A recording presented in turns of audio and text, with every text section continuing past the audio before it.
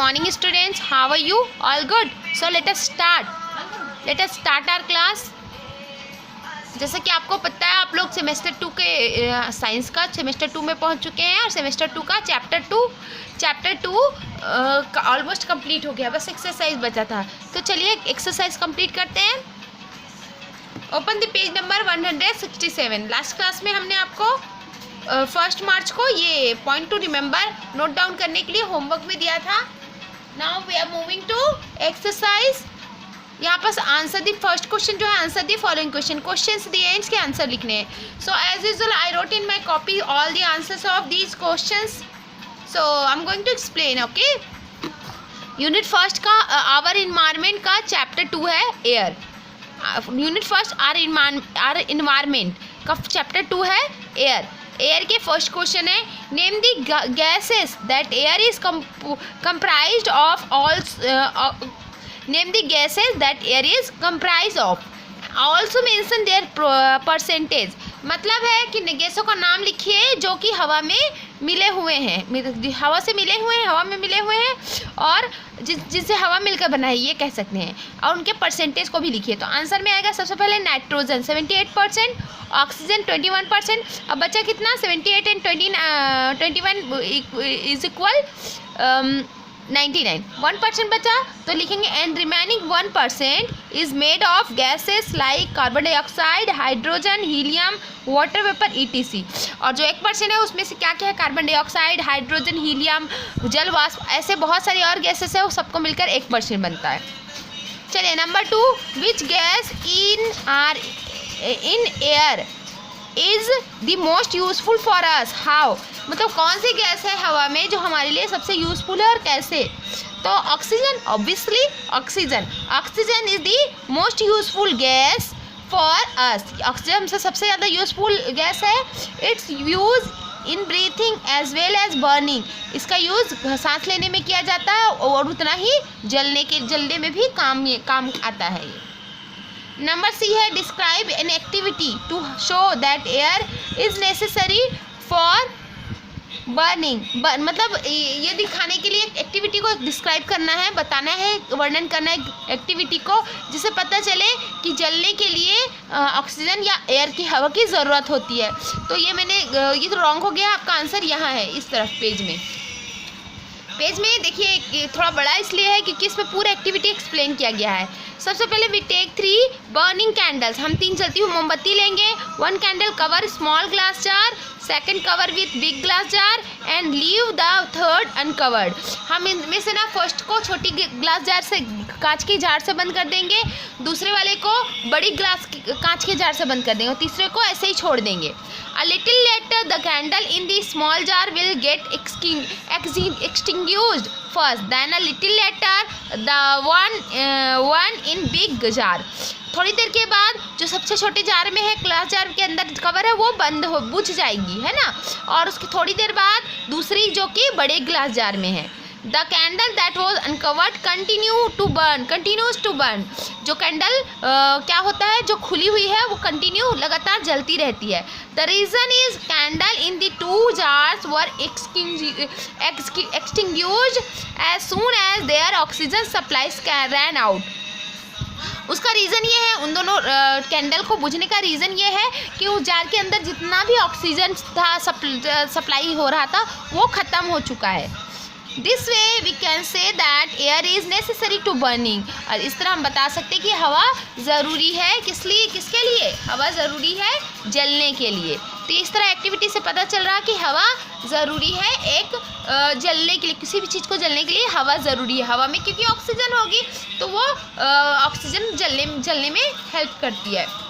Number D, how is the air in a metropolitan city different from the air in the hills? कैसे एक metropolitan बड़े city की हवा अलग होती है जबकि पहाड़ की हवा से? ऑब्वियसली क्योंकि एयर वहाँ मेट्रोपॉलिटन सिटीज़ में क्या होता है, बहुत सारा पॉल्यूशन होता है, तो वहाँ की जो एयर होती है वो पॉल्यूटेड होती है ना। और जबकि वहाँ की फ्रेश और अनपॉल्यूटेड होती है हिल्स की, पहाड़ों की, क्योंकि वहाँ बहुत सारे पेड़ पौधे होते हैं। तो क्या लिखेंगे? The air in metropolitan cities is polluted due to the increasing population।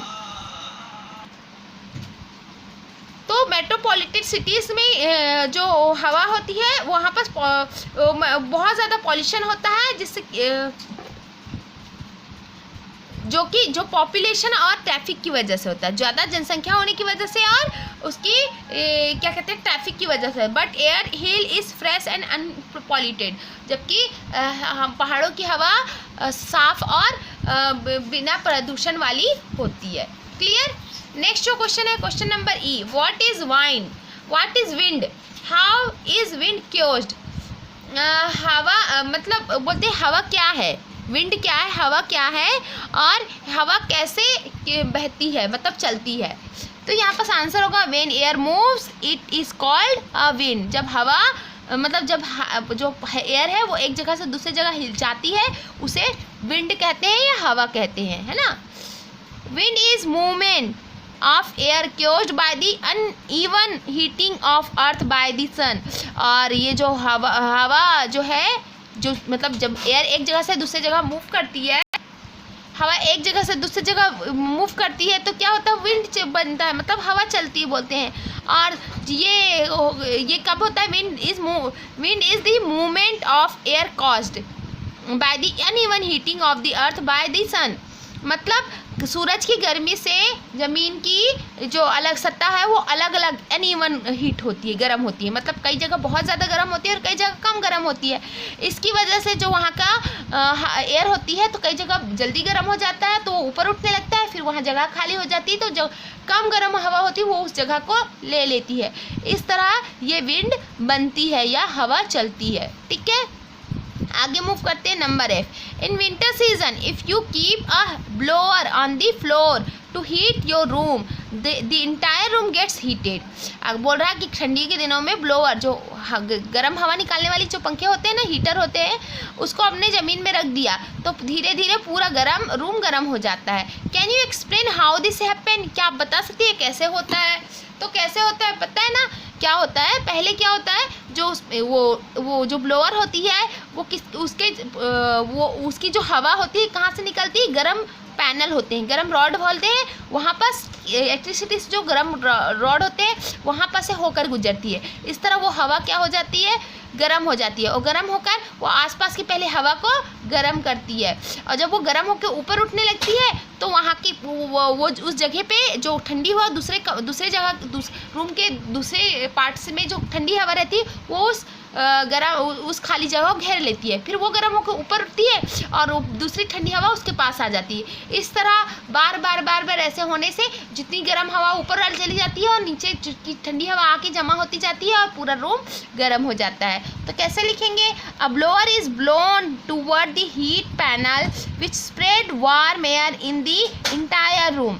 हवा जो ब्लोअर है वो हवा निकालता है गर्म पैनल के पास से जो पूरे रूम में फैलती रहती है। First the nearby areas are heated, पहले आसपास की एरिया गर्म होता है, which evenly spread the heat of other areas of the room. और इस तरह धीरे धीरे दूसरे इवनली आगे बढ़ाते बढ़ाते पूरे रूम को गर्म कर देता है।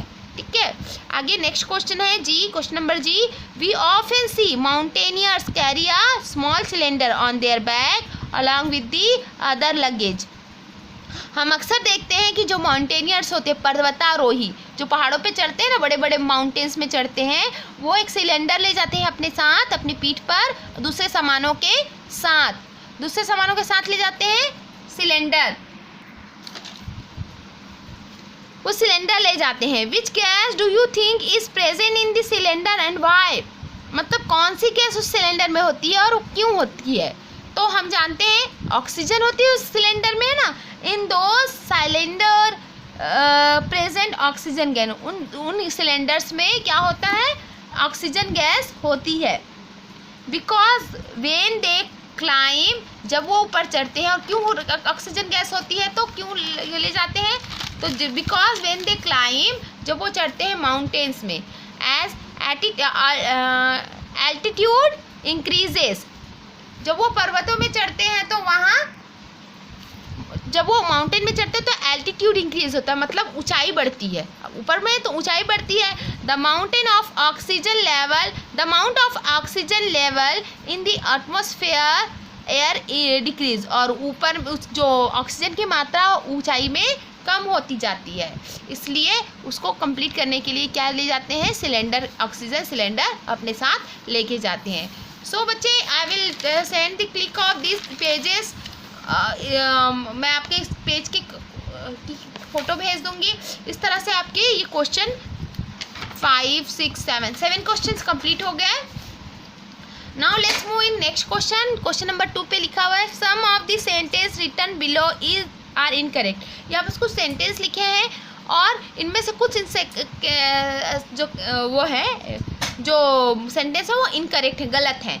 तो जो गलत है उनको पहचानना है, करेक्ट करना है, ठीक है। सब इनकरेक्ट नहीं है, कुछ इनकरेक्ट है। फर्स्ट क्वेश्चन है air does not have any weight. हवा में कोई वेट नहीं होता है, होता है कि नहीं, होता है ना। तो लिखेंगे air does have weight but negligible, मतलब नेग्लिजिबल होता है, मतलब कम होता है, बहुत उसकी मतलब दिखाई, मतलब एहसास ना होने वाला वेट होता है, बहुत ही कम वेट होता है, जिसको नकारा जा सके इतना वेट होता है। तो हम लिखेंगे, इसमें बोल रहा है कि कोई वेट नहीं होता, लेकिन वेट तो होता है, एयर में वेट होता है, पर जिसको नकारा जा सके इतना वेट होता है। तो हमने लिखा air does have weight but negligible, ठीक है। नंबर बी है air has a sweet smell. खुशबूदार होता है हवा, नहीं, बिल्कुल नहीं होता। ऑर्डरलेस होता ना, ऑडोरलेस होता है। तो एयर इज ऑडोरलेस, मतलब ना बिल्कुल उसमें कोई भी तरह का सुगंध नहीं होती। Warm air is lighter than cold air, ये सही है, तो इसको राइट करके बस छोड़ देंगे, ठीक है। नेक्स्ट है carbon dioxide is necessary for burning, no, oxygen is necessary for the burning, तो लिखेंगे oxygen is necessary for burning, ठीक है। विंड इज मूविंग एयर, बहती हुई हवा को विंड कहते हैं, यस करेक्ट है। These days air in the cities is absolutely pure, आजकल शहरों की हवा एकदम साफ सुथरी है, बिल्कुल नहीं, बहुत ज़्यादा पॉल्यूटेड है। लिखेंगे these days air in the cities polluted, ठीक है। तो इस तरह आप इसे कंप्लीट करेंगे। नेक्स्ट जो है fun time, you will need a balloon, a glass bottle, a pan of hot water, मतलब ये एक एक्टिविटी है। इस एक्टिविटी में आपको क्या क्या ज़रूरत होगी, एक बलून चाहिए, एक कांच की बोतल चाहिए, और एक पानी का, गर्म पानी से भरा हुआ पेन चाहिए। पेन मतलब जिसमें पानी रखते हैं ना। तो उसमें करना क्या है, बॉटल में सबसे पहले tie a small balloon to the neck of the small bottle. आपको ना बॉटल के ऊपर ढक्कन खोलकर उसके ऊपर में ना बलून को बांध देना है बिना फुलाए, मतलब खाली बलून को ऐसे ऊपर से ढक के बांध देना है। Place the bottle in a pan of hot water, गर्म पानी में ना, जो पैन में जो गर्म पानी रखा है उसको, बॉटल को वहाँ रख देनी है। उसके बाद you will see that the air in the bottle gets heated and expanded causing the balloon inflated. आप थोड़ी देर में बाद में देखेंगे कि बलून अपने आप फूलने लगता है। कैसे, जैसे कि आप जानते हैं कि हीटेड गर्म हवा जो होती है वो क्या होती है, लाइटर होती है ना। तो जब उसमें जो बॉटल में हवा होती है उसको हम जब गर्म पानी की पैन में रखते हैं तो उसकी बॉटल की हवा गर्म हो जाती है, और गर्म होने के बाद क्या होती है, ऊपर उठती है, और इस तरह वो बलून को फुला देती है, ठीक है। तो ये एक्टिविटी आप घर पे कर लेंगे। चलिए थोड़ा सा हम इस चैप्टर को ही स्टार्ट कर देते हैं, बिकॉज हमारे पास टाइम कम है, और ये थोड़ा सा 2-4 चैप्टर्स, मतलब जल्दी चैप्टर्स कंप्लीट करने हैं, तो थोड़ा सा हम और पढ़ लेते हैं। यूनिट 1 का ही एयर इन्वायरमेंट का चैप्टर 3 है वो, और चैप्टर का नाम है वाटर। इसमें पॉइंट्स है, लर्निंग पॉइंट्स। वाटर सभी जानते हैं, पानी है ना।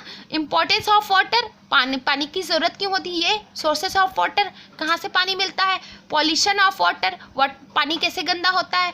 कंजर्वेशन ऑफ वाटर, पानी के संरक्षण कैसे किया जा सकता है। ये 4 पॉइंट्स हैं जिसमें हम पढ़ेंगे। सबसे पहले वाटर की ज़रूरत क्यों है, पानी की ज़रूरत क्यों है, पानी कहाँ से मिलता है, पानी की गंदगी कैसे होती है, और पानी को बचाया कैसे जा सकता है। ये 4 पॉइंट है जो हम आज पढ़ने वाले हैं, ठीक है। आज नहीं, मतलब सारों पॉइंट आज नहीं पढ़ेंगे, एक आध पॉइंट आज लेते हैं, ठीक है। इसमें ग्लॉसरी शब्दावली में है सस्टेनेबल लाइफ, मतलब सस्टेनेबल मतलब जिसमें हम सर्वाइव कर पाए, ऐसे लाइफ, ठीक है। पोर्टेबल वाटर मतलब जिस जहाँ तक हम जिसमें जो हमारे पहुँच के अंदर हो, जिससे जहाँ तक हम पहुँच सके ऐसा पानी। रेनी पॉल्यूशन मतलब बारिश की वजह से जो पॉल्यूशन होते हैं वो। कंजर्विंग वाटर मतलब पानी का संरक्षण। ट्रांसपेरेंट मतलब साफ सुथरा, आर पार दिखने वाला। रीयूज मतलब जिसको दोबारा यूज़ किया जा सके। रिसाइकल मतलब जिसको कुछ करके वापस यूज़ के लायक बनाया जा सके। तो ये वर्ड्स हैं जो कि ग्लॉसरी के हैं। और जैसा कि आप जानते हैं हम लोग ग्लॉसरी वर्ड्स नहीं लिख रहे हैं क्योंकि कोई मतलब ना हमें मतलब वर्ड्स की मीनिंग बहुत लंबे लंबे हो जा रहे हैं, आप एक ही सेमेस्टर की मीनिंग पढ़ नहीं पा रहे हैं तो दूसरे सेमेस्टर की बहुत ज़्यादा हो जाएंगे। इसलिए आज एक ही सेमेस्टर के वर्ड मीनिंग मतलब इंग्लिश में हमने बता दिया है ताकि आपकी आप हैबिट में रहे और इंग्लिश में आपको और स्ट्रॉन्गनेस आए। और इस सेमेस्टर की वर्ड ग्लॉसरी वर्ड है उनको मैं हिंदी में आपको एक्सप्लेन कर दूँगी, ठीक है। Mohit got up in the morning, Mohit सुबह उठा। ही ब्रश्ड हिज टीथ, उसने अपने ब्रश किया। वॉश हिज फेस, अपना चेहरा धोया। एंड हैड अ बाथ, और नहाया। Mohit's mother too had a bath and went in to the kitchen to cook, Mohit की मम्मी ने भी नहाया और किचन में खाना पकाने चली गई। सी कट एंड, उसने काटा और washed the vegetables before cooking it, उसने सब्जियां काटी और धोई खाना पकाने से पहले। Mohit's father went out, Mohit के फादर बाहर गए। Washed his car and washed water the plants in the garden, Mohit के फादर बाहर गए, उन्होंने कार धोई और पौधों को पानी भी दिया। Can you name one thing that they all use, ऐसा कुछ बता सकते हैं जिसमें सब जिसका बार बार यूज हुआ। दैट इज वाटर, है ना, वो क्या है, water. Without which we could have been impossible for them to perform any of these task, इसके बगैर इनमें से कोई काम भी नहीं हो सकता था। वो क्या है, पानी। पानी से नहाया, पानी से ब्रश किया, मम्मी ने नहाया, मम्मी ने खाना पकाने के लिए वेजिटेबल्स कट करने के बाद उससे धोया, पापा ने कार धोई, प्लांट्स को पानी दिया। तो वो क्या था इसमें मोस्ट इम्पॉर्टेंट थिंग, वो था water. Of course it is water, हाँ वो तो पानी है। Next to air which we breathe, water is the most important thing in our lifes, हवा के बाद जिससे हम सांस लेते हैं, हवा से हम सांस लेते हैं ना, पानी भी बहुत ही ज़रूरी इम्पॉर्टेंट है हमारे जीने के लिए। Without water neither animals nor plants can live और ग्रो, बिना पानी के ना ही कोई जानवर और ना ही कोई प्लांट ना ही जी सकता है ना ही बढ़ सकता है। चलिए आगे देखते हैं। think of some other uses of water and write them down, कुछ पानी की और भी चीज़ें हैं जिससे में काम होता है, वो सारी चीज़ों के बारे में सोचिए और लिखिए। ये आपका होमवर्क होगा आज का, ठीक है, ये आप खुद से करेंगे, सोच के लिखना है ऐसा कौन कौन सा काम है इनके अलावा, नहाना धोना जो इसमें बताया गया है उसके अलावा और कौन सा काम है जो बिना पानी के आप नहीं कर सकते। ये आप क्या करेंगे, अपने होमवर्क में कंप्लीट करेंगे। चलिए थोड़ा सा और ले लेते हैं चैप्टर को, यहाँ पर इस पोर्शन को। Did you include water as medium of travel and transport, क्या आप इसमें से मतलब एज अ पानी को एक यातायात के साधन में इंक्लूड कर सकते हैं, या जिससे यातायात का साधन चल सके, जैसे रोड पे बस चलती है ना, तो उसका मीडियम बस मतलब ट्रांसपोर्ट, लैंड ट्रांसपोर्ट का मीडियम क्या होगा, लैंड हो गया। उसी तरह वाटर भी मीडियम हो सकता है ट्रांसपोर्टेशन का। Yes, boats and ships have to carry goods and people from one place to another, जितनी बोट और शिप है उससे क्या होता है, नाव से लोग एक जगह से दूसरी जगह जाते हैं, सामान एक जगह से दूसरी जगह जाते हैं, है ना। नेक्स्ट पेज नंबर 171 पे थोड़ा देखेंगे। Moving water possesses a lot of energy which can be used produce electricity, पानी की वजह से बहुत सारी एनर्जी निकलती है जिससे इलेक्ट्रिसिटी बनती है, जिसको हम एज अ इलेक्ट्रिसिटी बिजली की तरह हम यूज़ करते हैं। A power station which produce electricity by using energy from water is called hydel power station. ऐसे पावर स्टेशन बिजली बनाने वाली जगह जहाँ पास इलेक्ट्रिसिटी बनाने के लिए इलेक्ट्रिसिटी जो एनर्जी निकलती है बिजली बनाने के लिए क्या करते हैं, पानी का इस्तेमाल किया जाता है, उसे हाइडल पावर स्टेशन कहते हैं। यानी जो पानी से चलने वाला पावर स्टेशन, जिस पानी से की वजह से टरबाइन घूमता है। और वो कैसे होता है देखिए, स्लूइस गेट है, रिजर्वर है, ये पूरा प्लांट का एक डायग्राम दिया है। पावर हाउस, जनरेटर यहाँ पास है, टरबाइंस है, पावर लाइंस है टू रिवर, यहाँ से पानी आता है और पानी इधर जाता है, और ये भी पानी यहाँ पर गिरता है तो ये टरबाइन जो है वो घूमता है। घूमने की वजह से, मशीन की वजह से पावर जनरेट होता है और लाइन से हमें पावर मिलती है, मीन इलेक्ट्रिसिटी मिलती है। ठीक है। Have you seen a hadal power station, क्या कभी आपने हैडल पावर स्टेशन देखा है, जो पानी से चलने वाला पावर स्टेशन, वो देखा है। Find out the source of electricity in your house, आपकी घर में जो बिजली चल रही है उसका सोर्स कौन सा है, उसके बारे में पता कीजिए। जैसे कि which power plant supplies electricity, कौन सा पावर प्लांट हमें इलेक्ट्रिसिटी सप्लाई करता है। जैसे कटघोरा में कौन सा पावर प्लांट करता है, एनटीपीसी का पावर प्लांट करता है ना। तो वैसे ही जिसको बोलते हैं बाल्को पावर प्लांट, है ना। तो वैसे ही आप लोग को पता करना है कि आपके घर में जो बिजली चल रही है उसको सप्लाई करने वाला कौन सा पावर प्लांट है। Water can also be the source of recreation and entertainment, पानी से क्या हो सकता है, ये भी एक स्रोत बन सकता है, रिक्रिएशन दोबारा बनाने वाले, और इंटरटेनमेंट क्या मतलब कुछ नई नई चीज़ें बनाने के लिए, मतलब कुछ चीज़ें नई नई चीज़ें प्रोड्यूस करने का, और मनोरंजन का साधन भी बन सकता है। जैसे कि स्विमिंग, तैरना, सेलिंग, बोटिंग हो गया, फिशिंग, है ना, मछलियाँ पकड़ना, बोटिंग हो गई, and various water games are the source of joy and entertainment. इस तरह के बहुत सारे वाटर गेम है जो क्या है, मतलब स्रोत है एंटरटेनमेंट के, है ना, मनोरंजन के साधन है। तो बेटा ये हो गया आज के लिए, this is sufficient for today. यहाँ तक हमने आज पढ़ लिया, ये आपका होमवर्क हो जाएगा, और जो हमने ये चैप्टर पढ़ लेंगे, और ये जो हमने क्वेश्चन आंसर कंप्लीट किए चैप्टर 2 के, वो आप कंप्लीट करेंगे, वो आपका क्लास वर्क हो जाएगा। And will start this chapter from here all around us, हमारे चारों तरफ पानी के यूजेस और अदर थिंग हम नेक्स्ट क्लास में डिस्कस करेंगे। सो we'll meet in our next class. So till then, stay safe, stay blessed, and be careful. Have a nice day.